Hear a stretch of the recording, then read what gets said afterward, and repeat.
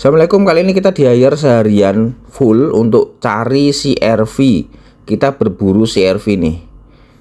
Ya, untuk pertama kali cek kita di Monjali. Ini CR-V 2002 yang ditarget sama beliau. Untuk CR-V 2002 unit yang di Monjali ini sih masih oke dari fisik ya, dari body masih oke. Nggak ada bekas laka, nggak ada bekas tabrak. Masih bersih bodinya, catnya masih original, kami sudah cek juga. Spek tipis lah, nggak ada body repair body repaint gebyur tuh nggak ada. Tapi bagian sini ada rembes cukup parah. Ini biasanya rembes di bagian cover pompa oli, itu bukan cover ya. Nah bagian sini nih, nah tuh basah kuyup. Bagian sini juga ada. Ini sealnya VTEC, seal VTEC biasa bermasalah di Honda di situ. Kemudian lanjut ke kolong, ini bak kalter oli juga rembes. Untuk mesin sih biasanya oke ya. Nah kan oke, masih bersih. Jarang sih mobil kayak gini kena oli palsu, saya itu jarang nemuin sih. Lanjut sistem pendinginan ya, tetap gunakan radiator coolant asli Honda ya, jaring ngono biasa nih. Tapi lihat nih, pakai air, walah jan wes remuk lur. Ini kita cek bukan kerak ya, ini lendir ya, ini lendir dan kita identifikasi ini oli. Jadi olinya udah nyebrang ke sistem pendinginan, nggak bagus. Kita harus cek lebih detail nanti ya. Kaki-kaki agak kurang nyaman sebenarnya dengan kondisi kayak gini, tapi ya masih bisa ditoleransi.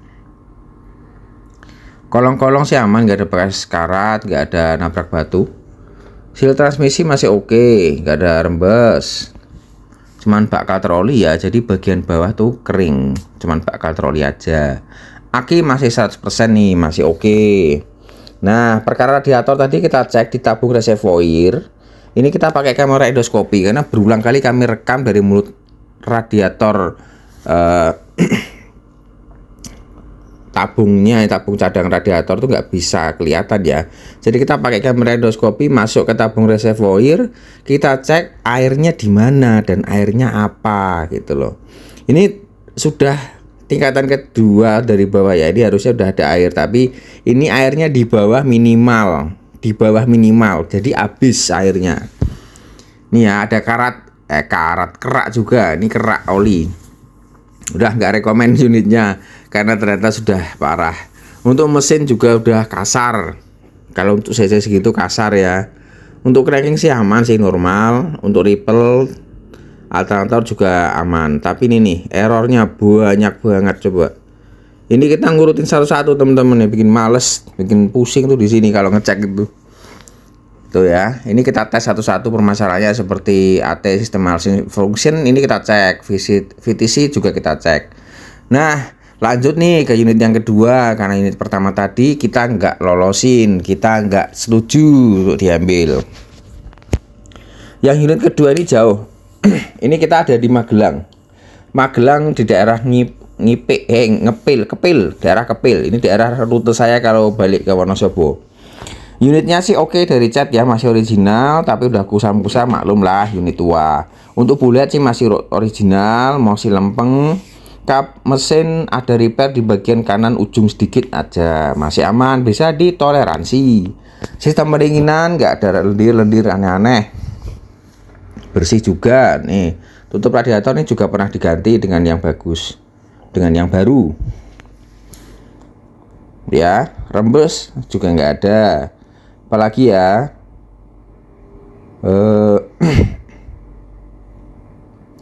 oke, rembes radiator nggak ada, tapi di bagian mesin ada rembes ini di bagian sini. Nah sini, oke.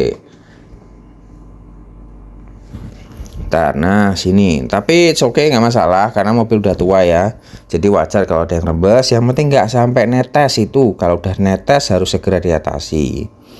Sebelah sini juga ada rembes tipis-tipis, seal cover klep ada rembes juga.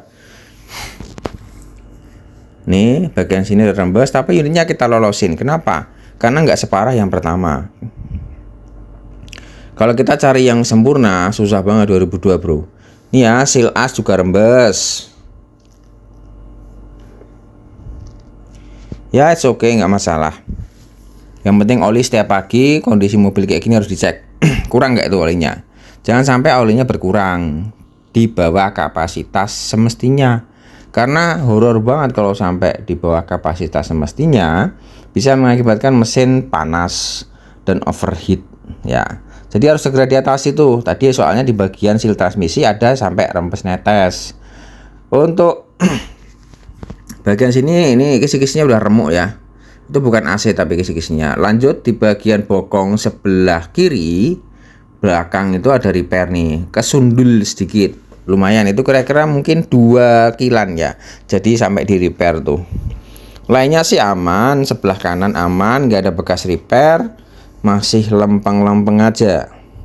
Kaki-kaki ini ya masih oke, nggak ada bekas aneh-aneh. Itu bukan bekas las ini ya, itu cat. Kita udah cek itu bukan bekas las, bukan bekas dipanasin, tapi emang warnanya kayak gitu.